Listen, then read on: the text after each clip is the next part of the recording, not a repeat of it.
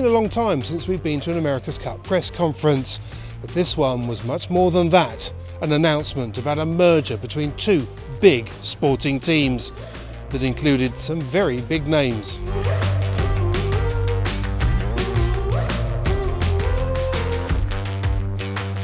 It's been a big season on foils. Where do America's Cup and Sail GP rock stars go on their days off? We take a look. But it's not all about foils, as I found out at the 44 Cup in Cowes. Plus, new races, new kit, new boats and plenty more in Dock Talk.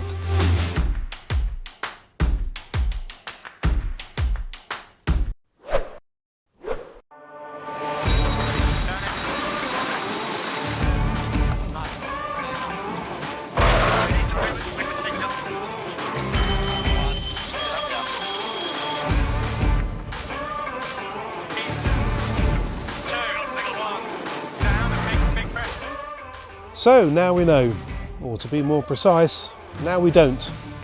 I'm talking about the venue for the next America's Cup. That news we were expecting on the 17th of September, but it didn't come.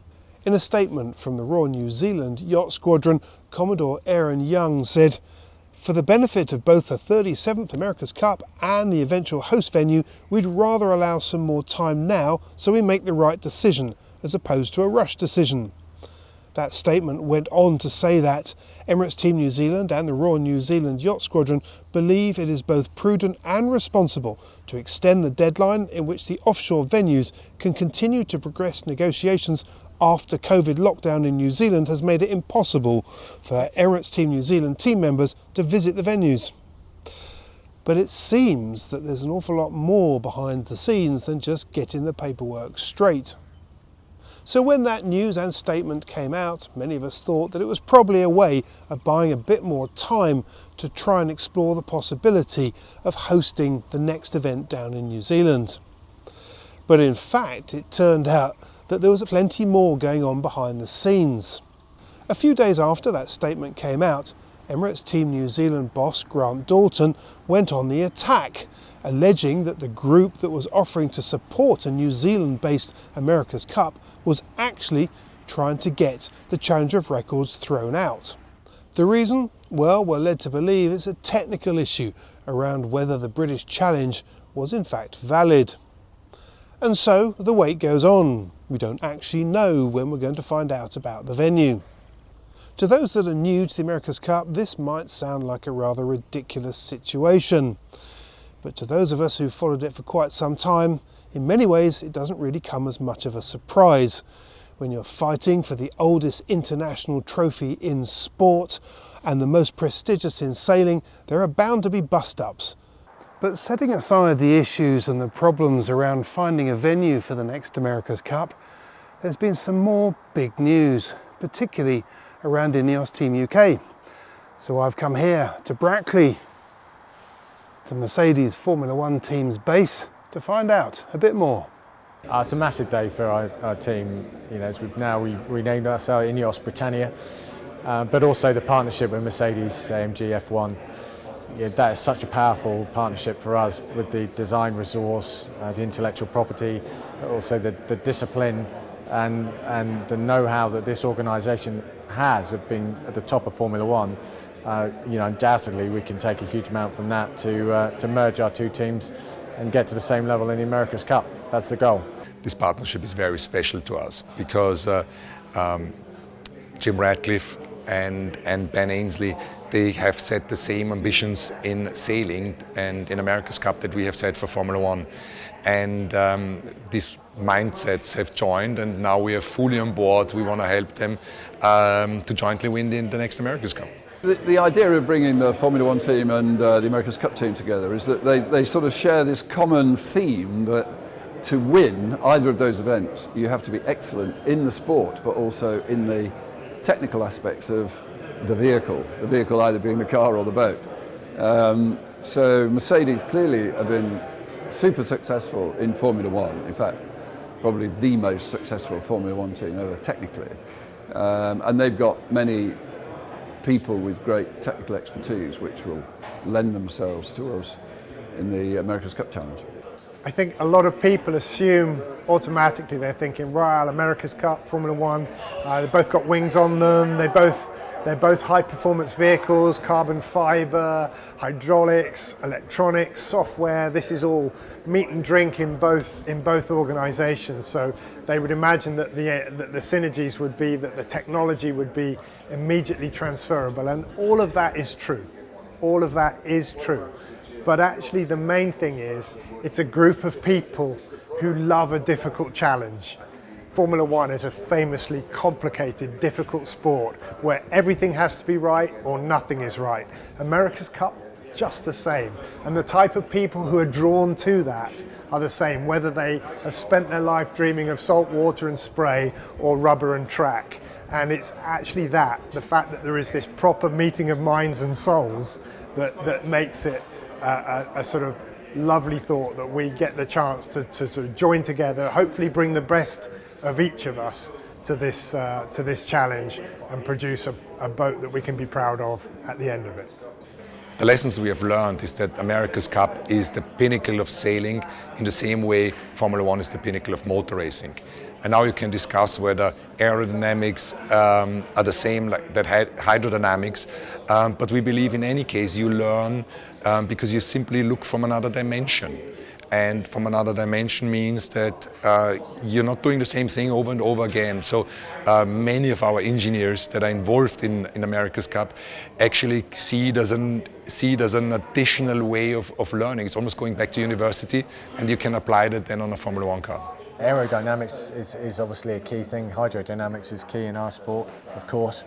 The systems, but I actually think the most important thing is the culture. You come in here, and I don't know if you know, I mean, it's so impressive, but also the discipline that the design team have here, which comes from the continuity that we see in Formula One, which we don't have so much in our sport. That's a big deal, and I really think that can help us significantly in our quest to build the scene, to build the design team to get the job done. For the last Cup, you had quite a few of the engineers that came from here that were based down at Camber Quay, weren't they? I wonder how much of that influenced then what you've done this time. Is this a mark of how successful that relationship was, that you were prepared to move lock, stock and barrel up here? Yeah, ultimately, yes. Compared with the involvement this time around, it was relatively minimal and quite late on in the programme. But clearly the relationships that we forged in that through the last cycle gave us, myself, the rest of the team, the confidence that we could collaborate or merge with this team and it could work. Because there's always a risk for these things that just completely different teams can do different sports and it just doesn't really ever click. But certainly we feel strongly that it can. The personalities, they're incredibly humble here. One thing, considering what they've achieved. Incredibly humble, and that's what we like to see, that modesty, and that I think that goes well with our team, and we're going to build a strong partnership.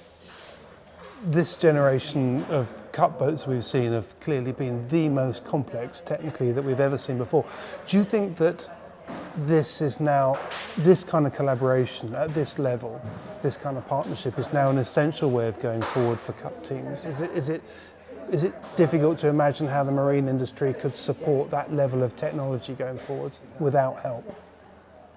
Yeah, I mean, it's not new. We've seen Team New Zealand. Dan Bernasconi is one of the key, if not the key guy in the design technical organisation at Team New Zealand for the last 3 or 4 cycles, coming out of a very strong Formula One background with McLaren. And other, we've had Formula One people coming through our organisation in the last 2 campaigns. So there's clearly a lot of synergies between the 2 sports. The level of those partnerships, I think it remains to be seen. This is really significant. Whether or not there'll be any other teams in this cycle that have relationships with Formula One teams remains to be seen. I've heard some quite strong rumours about that. So let's see where it ends up. But one thing is for sure, the synergies are there. The competitive element, the attention to detail is all there. It's just how hard you want to push it. What are the boats that we're going to be seeing it in the next cycle? Is that sort of pretty much set, or are we going to see a big change in the AC75s going forwards? I honestly don't think there'll be a big change. I mean, we had a meeting with all of the potential teams for this next cycle and the designers involved with those teams 3 or 4 months ago, and talked about the different options. I don't think there'll be massive changes. You know, the 75 class was a real success, and let's continue growing that and developing that class of boat for the long term. I think that would be great. And the venue, I know it's not something that you're specifically involved with the negotiation, but clearly that's been the hot topic at the moment, because we thought we were going to know on September the 17th. Yeah. And now we don't know. How much of that affects your planning? That must be quite tricky for you at the moment, not knowing where you're going to go. Yeah, it's difficult for us as it is for all of the other teams. And I imagine it's difficult for Team New Zealand as well, not knowing whether they're going to stay in New Zealand or they're going to go offshore. I know they're trying hard to get a deal as quickly as they can, and we very much support that. I think for everyone involved, some clarity on that will make a big step for your planning around the next event.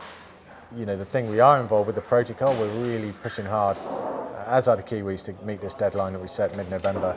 I think it's important that we set that, and certainly from our side, we're committed to that. Good stuff. All right. Look forward to it. Yeah, Look forward to mate. coming here a bit more. Yeah, good. Good on you. Take this for a spin. Exactly.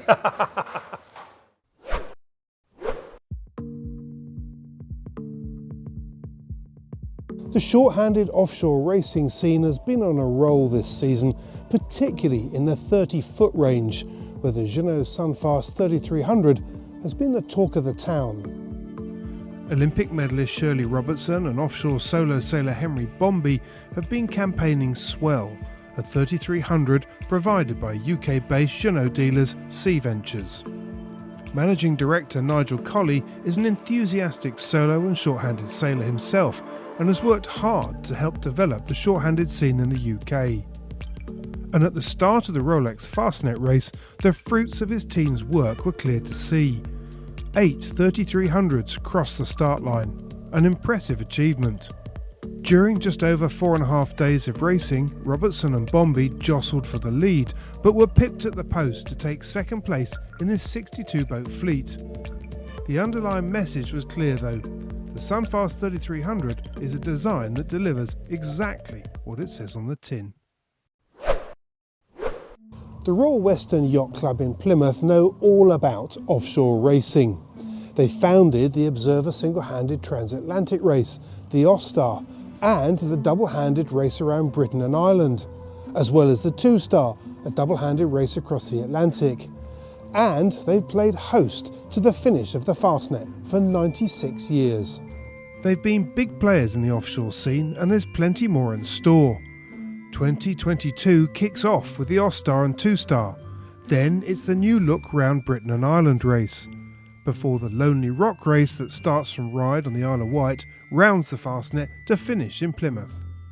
2023 sees a monster of a race from Plymouth around Iceland and back, followed by the Plymouth Fastnet 500 race that rounds the famous rock, but this time starts and finishes in Plymouth. And they're just the big ones. For those that want to stretch their legs properly, the Royal Western has plenty to offer. In the cruising scene, Bavaria have been delivering a stream of new models recently. The latest is the C38. Built on the success of a bigger sister ship, the C42, the pair were always intended as a double act, designed to move the game on in the performance cruiser world.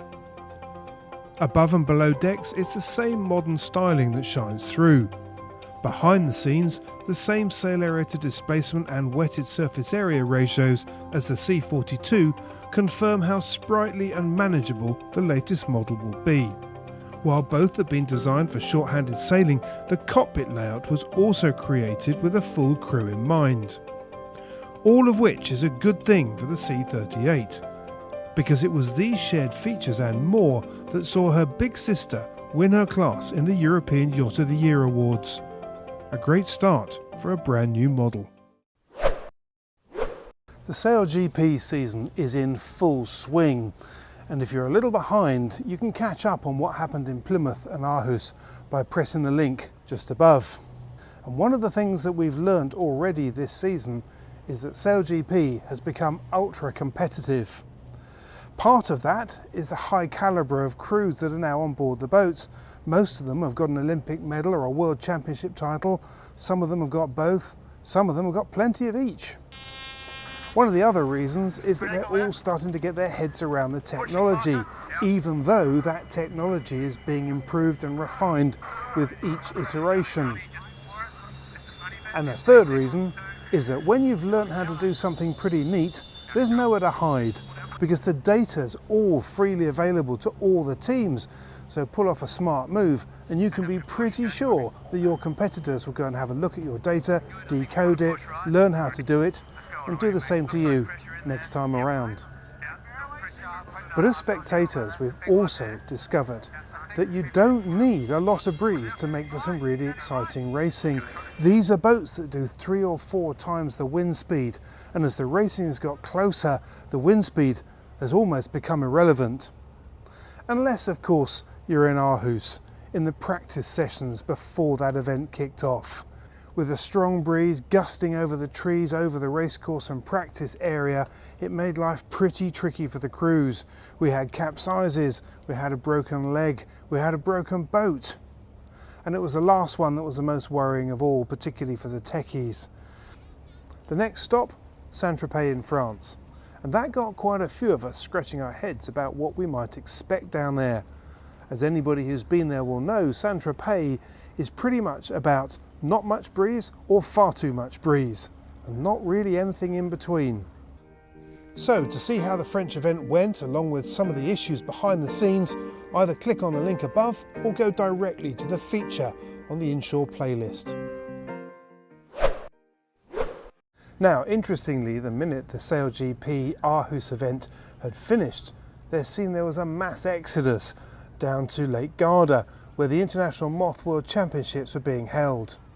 It often amuses me that when we see these top professional sailors racing in the America's Cup, SailGP, the Olympics, or many other professional events, when they get some time off, they go on a busman's holiday to go and race an international foiling moth. And that's exactly what they did after SailGP in Aarhus. Because in Lake Garda, it was World Championships time. And the 140 boat entry list read like a who's who of international yachting, with some of the top stars in the scene. I'll read you just a few. Tom Slingsby, Paul Goodison, Nathan Outridge, Ian Jensen, Francesco Bruni, Carl Langford, Phil Robertson, Dylan Fletcher. The list goes on and on. And whilst the international foiling moth is one hell of a class and certainly very appealing, how many of us would really fancy our chances in that fleet? There are 12 women competing at the Worlds this year, and we hope for double that at the Worlds next year. So definitely a call to all the women who are interested. Definitely the best way to get started is just to reach out to somebody and dive in. It's fantastic to see how many women, ladies, girls are out here sailing. It was very special to see them out in the camp before the World started, getting some extra help from the class association with a bit of coaching, get them up to speed, and it's fantastic to see them all out on the water.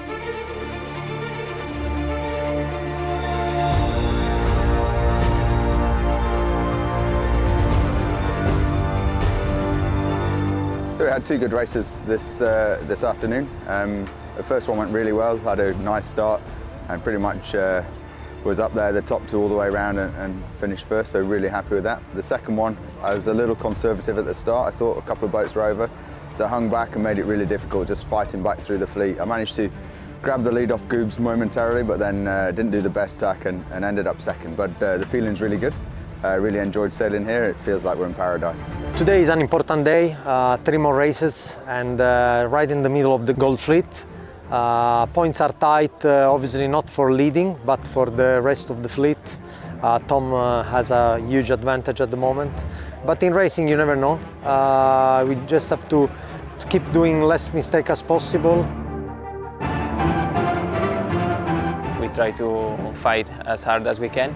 The level of the Gold Fleet is really high, and that's why we are really enjoying the moth class.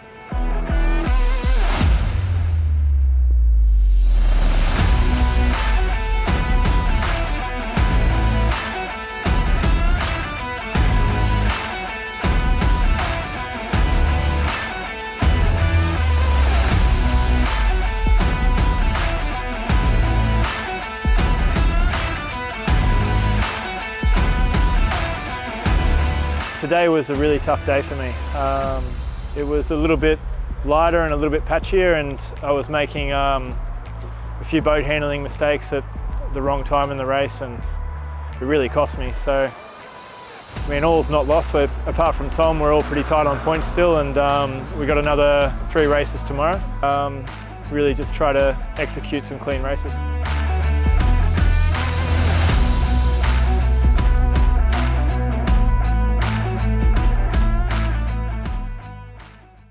But when it came to the top silverware, it was Tom Slingsby who took it once again, dominating the racing.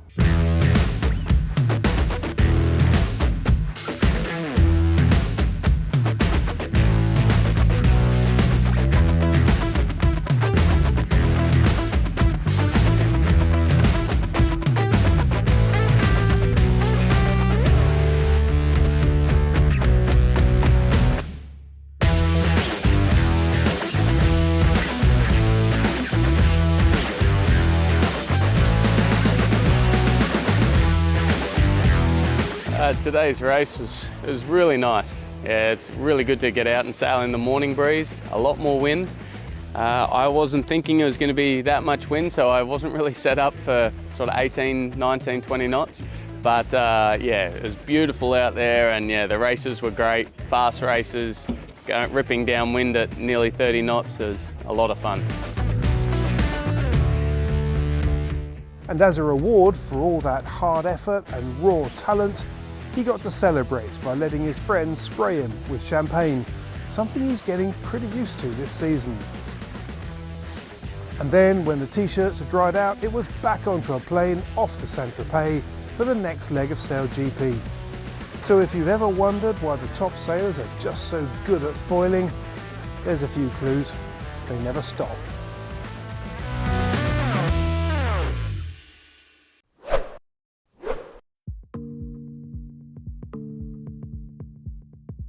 When North Sails Performance decided to develop a range of technical sailing clothing, they set out with an ambitious goal: to make the best in the world. They began by addressing a number of the age-old problems, starting with that wet backside feeling. Their solution was to replace the Cordura patches that are commonly used with 4DL, a brand new non-absorbent durable laminate that's bonded to the Gore-Tex fabric. This eliminates the traditional pocket between the sewn patch and the garment that holds water and creates that damp feeling.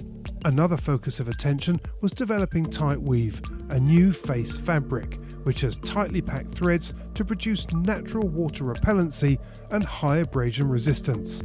Then neck seals came under the spotlight. DuraSeal is an advanced neoprene laminate that provides a more durable, comfortable and effective alternative to the traditional latex seal.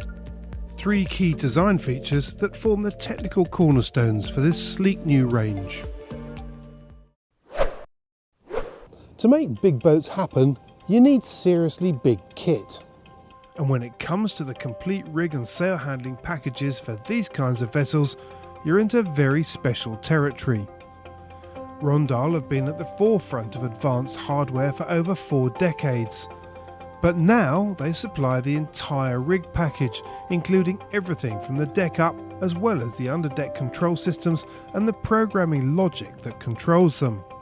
When it comes to the rig itself, their out-of-autoclave method of construction allows them to produce a mast for a 60-metre plus super yacht in one piece. This allows a precisely optimised structure with perfect bend characteristics. And it doesn't stop there. Rondal are also active under the water, building rudders. Sea Eagle 2s is the biggest that's ever been built for a yacht. Big boats, big kit, and an even bigger reputation. Not everything that goes quickly has to have foils.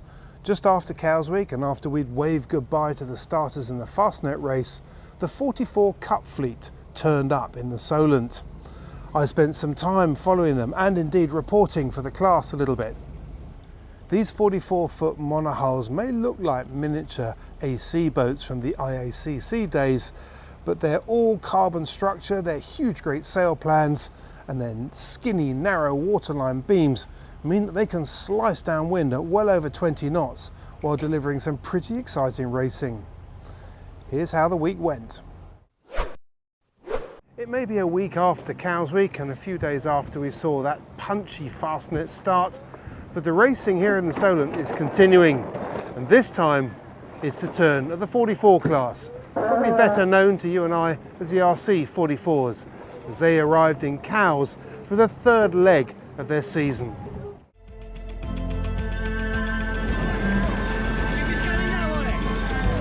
The opening day started with just 8 to 10 knots of breeze and flat seas, but as the day played out, a series of subtle changes took place that kept everyone from trimmers to tacticians on their toes.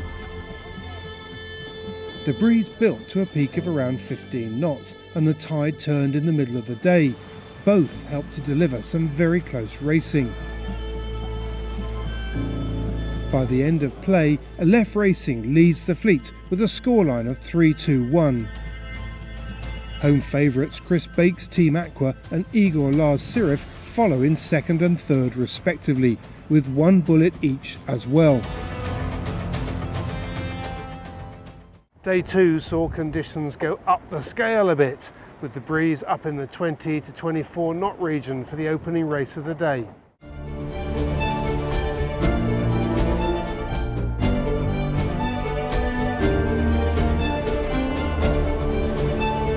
Artemis started the day with a bullet after an impressive performance in 20 to 23 knots of breeze.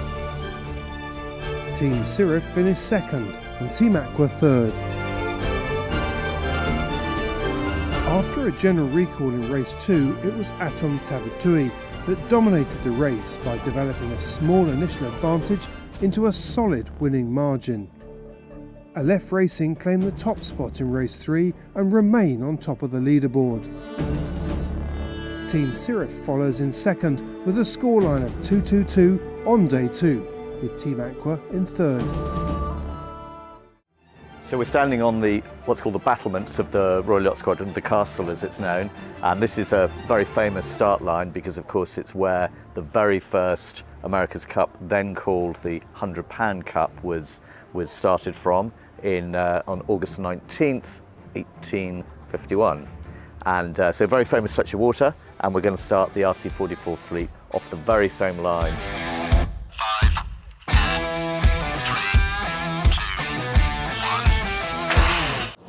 Day 3 saw the sun come out, the skies clear, the breeze drop and the sea state calm down a bit. But it also provided a new vantage point for me, on the back of Team Aqua, with Chris Bake and his crew. Down a little bit, down a little bit. Okay, up, down, Chris, up, down.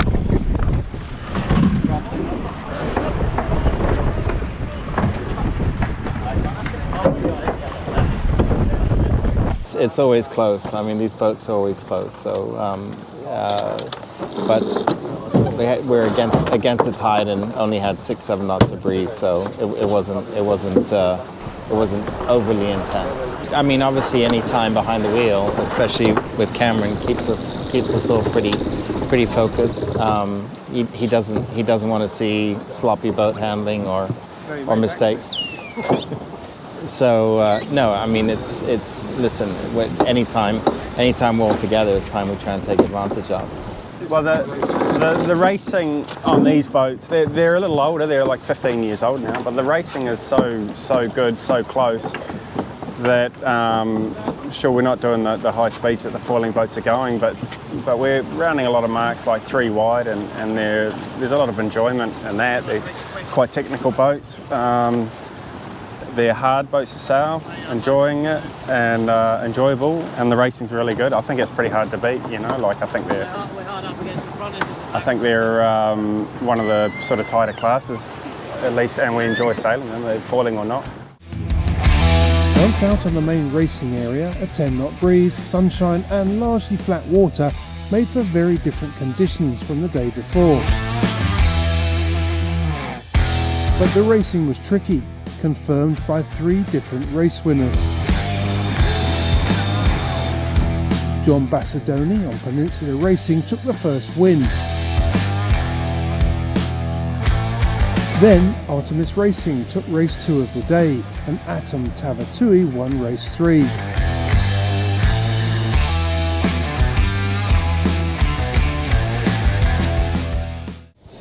Now the overnight leaders overall remained as Elef, with Sarif in second. Both had a reasonable margin, but not really safe and home and dry just yet.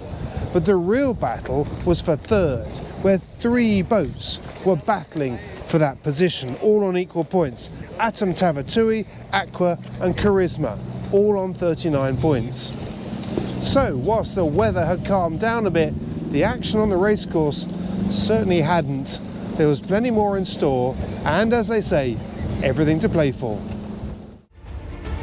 Despite the overnight 7-point gap between the leaders Aleph and second place Sarif, experience told Hugues Lepic and his team that they should take nothing for granted.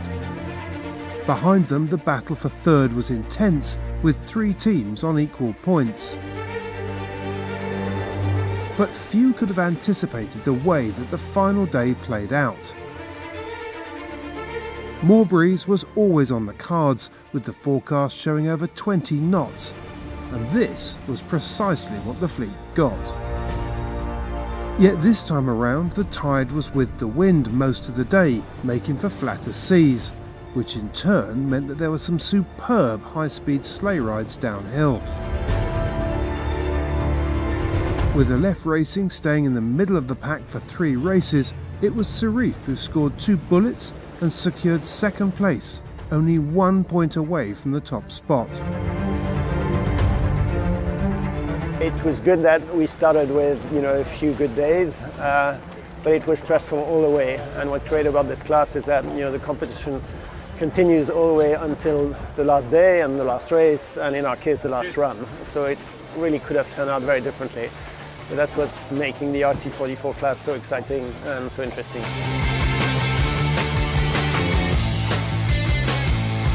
In the battle for third place, it was the home team, Aqua, who managed to get on the podium, also by a single point.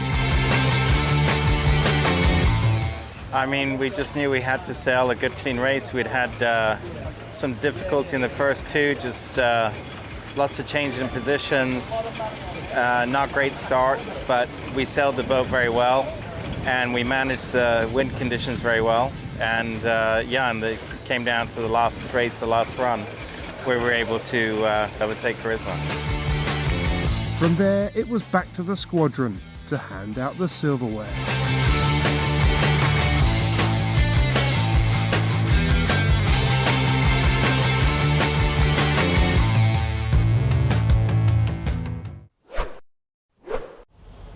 Once again, and as always, thank you so much for watching. Please do make sure that you like us, check us out on Facebook. Make sure that you hit the notifier bell on the YouTube channel, because that does make a big difference. It means that you won't miss any of the shows and features that come out. Please do keep sending us your messages. We love reading them. And in the meantime, stay safe, stay well. Until next time.